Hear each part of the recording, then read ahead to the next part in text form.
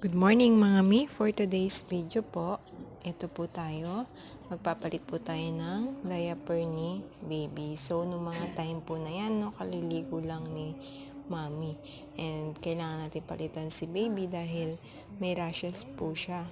So, ang ginagamit ko nga po pala sa pagpalit niya ng diaper ay cotton balls and warm water. So, hindi po yata siya nahiyang dun sa nabili kong diaper sa Shopee. So, pinalitan ko po kasi yung diaper niya.